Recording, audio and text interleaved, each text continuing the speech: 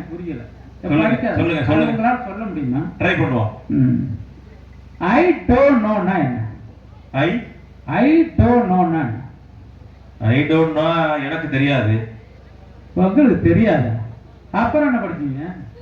அதான் எனக்கு தெரியாதுன்னு. ஏங்க இப்ப இது கூட தெரியும்னா உங்களை நடுவரா வச்சுக்கிட்டு நாங்க எப்படி? ஐயா ஐ டோன்ட் நோ தெரியாது, எனக்கு தெரியாது. அதான் எனக்கு தெரியாதுன்னு சொல்றீங்கன்னா உங்களை வச்சுக்கிட்டு நாங்க ஒரு நல்ல தீர்ப்பு எப்படி உங்கள்ட்ட எதிர்பார்க்கறதுன்னு எனக்கு ஒண்ணும் புரியல. இது எப்படி சொல்றீங்க? சரி இதை விடுங்க, அடுத்தது கேட்கிறேன். சரி ஐ நோ நான் ஐ நோன்னா எனக்கு தெரியும் சொல்லுங்க. என்ன சொல்றது? தெரியும் நீங்களே சொல்லுங்க சார். வசமா சிக்கிட்டோமா இன்னைக்கு? தெரியும் சொன்னீங்கல்ல, சொல்லுங்க. ஐயன்னா நான். இதுவும் தெரியாதா? விடுங்க. சரி அதை எடுங்க சார். எதை? அதான் சார். இதா? அதை எடுங்க சார். அட கடவுளே, அதையும் எடுக்க தெரியாதா? சரி விடுங்க. சரி பாட்டெல்லாம் நல்லா பாடுறீங்கன்னு கேள்விப்பட்டேன். அந்த பாட்டை பாருங்க. எது சம்பந்தமான பாட்டு? அந்த பாட்டு சார். அந்த படத்துல அந்த பாட்டை பாடுங்க சார். நீங்க நடிச்சதையா? ஏன் சார் அந்த படத்துல அந்த பாட்டை பாட தெரியாது உங்களுக்கு? எந்த படங்க? அதான் சார் அந்த படம். ஓ அந்த படத்தை சொல்றீங்களா?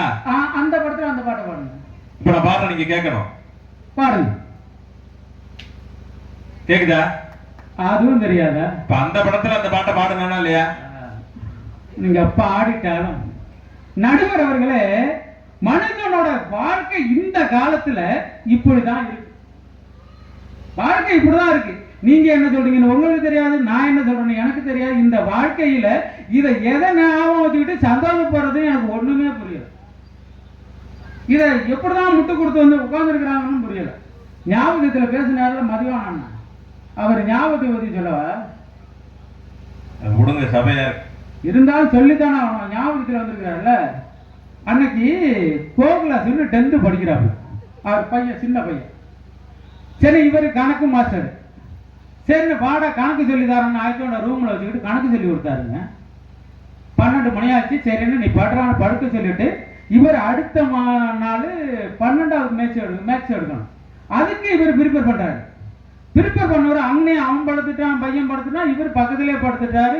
ஒரு 2 மணி 3 மணி அடுத்த சாமம் அடிக்கிற தூக்கத்துல அடிக்கிறாரு. அவனை கிளம்புறான்னு அடிச்சோன்னு அவன் கிளம்பி உட்காந்து ஏப்பான்னு அழுகுறான். அப்பதான் சொல்றாரு ஒரு கணக்கை சொல்லி அதுக்கு பார்முலா சொல்றாங்க. அப்பா எனக்கு தெரியாதுன்னுட்டாரு. பையன் தெரியாதுன்னு சொன்னா ஏடா பெஞ்சு விளக்குறாரு. அந்த சாமத்துல அவன் பரிதாபமா பெஞ்சு மேல ஏறினுட்டு அழுதுகிட்டு நிக்கிறான். இது காதுல விழுந்து பக்கத்துல விழுந்து அண்ணி கிளம்பி அங்கேருந்து ஒடியாந்து என்னங்க ஏங்க இப்படி படுத்துறீங்கன்னு எனக்கு நல்லா புரியுது என்ன நடந்திருக்கு. அண்ணி கேட்டா அவசரப்படக்கூடாது. அண்ணி கேட்டா இவர் சொல்றாரு அதைக்கு அப்பையும் கிளம்பல படுத்துக்கிட்டே சொல்றாரு, டீச்சர் உங்க வேலையை பார்த்துட்டு நீங்க போங்க. யார? இது ஏன் கிளாஸ், உங்க கிளாஸ்ல போய் நீங்க பாடம் நடத்துங்கிறாரு. அண்ணிய அண்ணிய இவர் என்ன தூக்கத்திலே 12வது பாடம் நடத்திட்டு இருக்காரு.